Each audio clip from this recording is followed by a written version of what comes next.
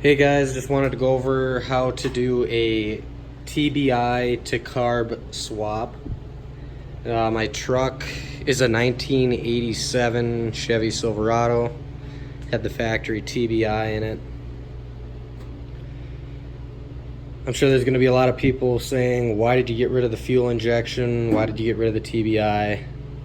Honestly, it wasn't working right when I had my 350 in here.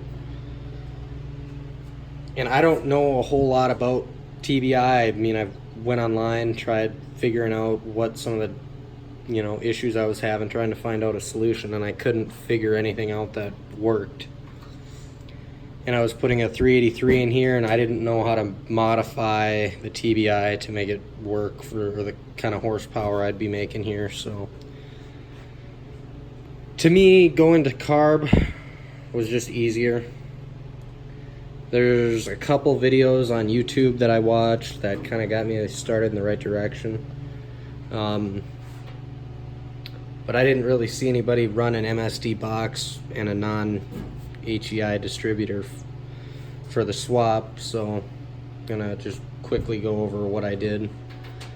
There's a pink wire that ran to your original factory distributor.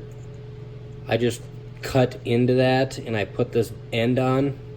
That way I could get power to my Msd Box. So all I did was put this blue end on, plugged it in, power to it.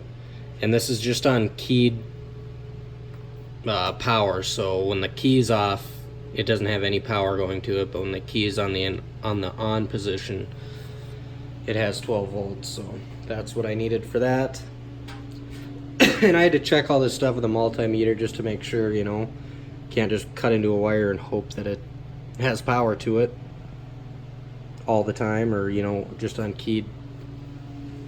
keyed source, or switched. Next, I put a fuel pressure regulator in, and I got rid of the two hard lines that actually there's two lines that come up from the gas tanks, and they stop about right here, and then they're screwed into another hard line that runs up to the TBI. I took those off, and then I just ran a braided hose up, and the bigger hard line was the fuel coming in, and then the smaller one, you'll see underneath if you're doing this, the smaller one is the return. So I ran obviously the in up into my regulator, and this is a Holley fuel pressure regulator, and so this is the in, return, and then to my carburetor, and then I ran a little filter here. This could have been cut a little shorter, but I was just kind of excited and in a hurry to get it on, so I just put it on so it looks kind of weird with the curve, but it works, so I'm not worried about it right now. I mean, obviously you're gonna have to leave your wiring for your alternator. I left that. I have an electric choke. I actually have it zip tied up right now just to keep it open because I haven't wired that in completely yet. But obviously the ground, I just ran it down here up to where the battery ground is on the alternator bracket. The Msd Box, if you're going that route, really simple to do. There's two wires that go to the battery. There's a positive and a negative. Just ran them into my fender, and then there's a white wire that I didn't need to use, so I just hid that. I didn't want to cut it off. There's a gray wire. I don't know if I said gray or white, but the white wire you don't need, or I didn't need. Gray wire goes to my tack that I already had an aftermarket tack wired into my old setup in my TBI. So all I needed to do was put an end on to plug that in. Then there's two wires that come over to your coil. That's where I put my external coil there.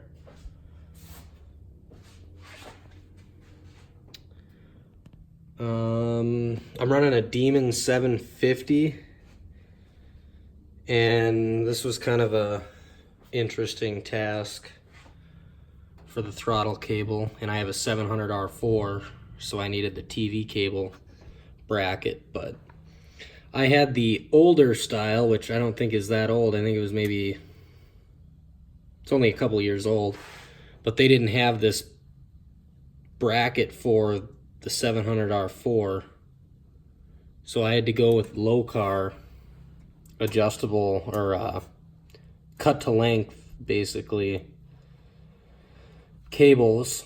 I didn't really have to do the throttle cable, but I couldn't find a bracket that held the factory throttle cable, so I just went with the low car setup. I really like the low car quality and the way everything looks, but I mean, you're spending money to get them. I mean, they're not overly expensive, but when you think that you're just buying cables, they're pretty expensive. But overall, I kind of needed them, so I mean, I needed to spend the money to do it, but I'm glad I did. They look good, but that was that issue. I had to run a spacer to run my brake booster. It's right here. I just got a hose coming in, and then you can see I just got these fittings at an auto parts store. Kind of had to just cobble them together, but I had a plug, and then you can see the 90 I have there. But I had to run that carb spacer, otherwise I had no room to fit that.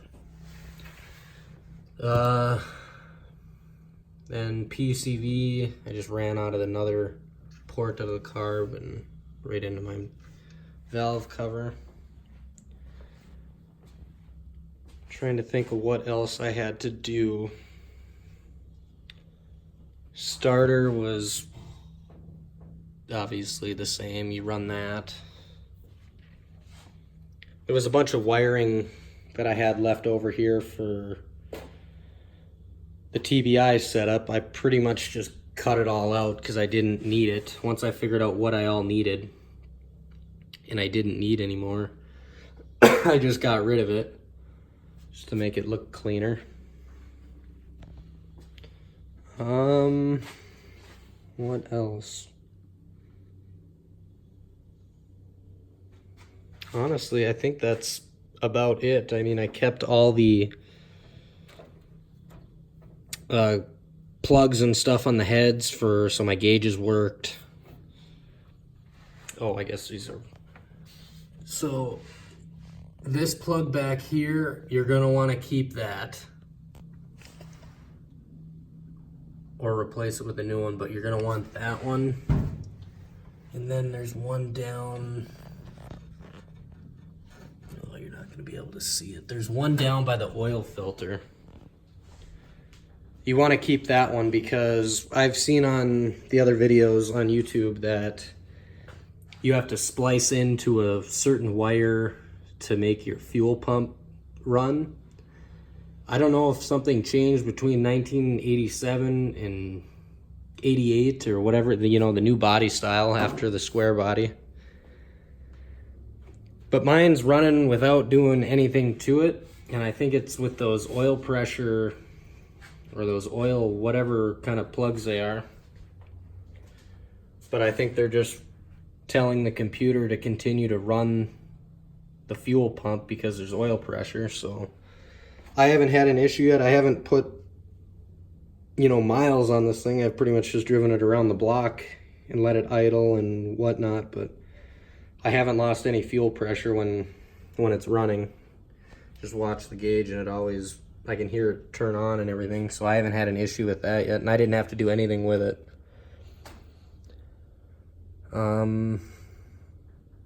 I guess for my choke, I'm just gonna run a little piggyback fuse in my fuse panel.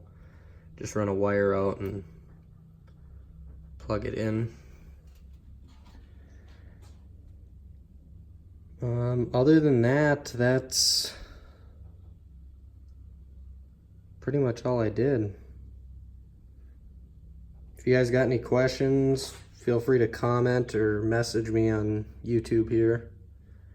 I'll try and walk you through with what I did if you're having the similar swap. Yeah. All right, take care, guys.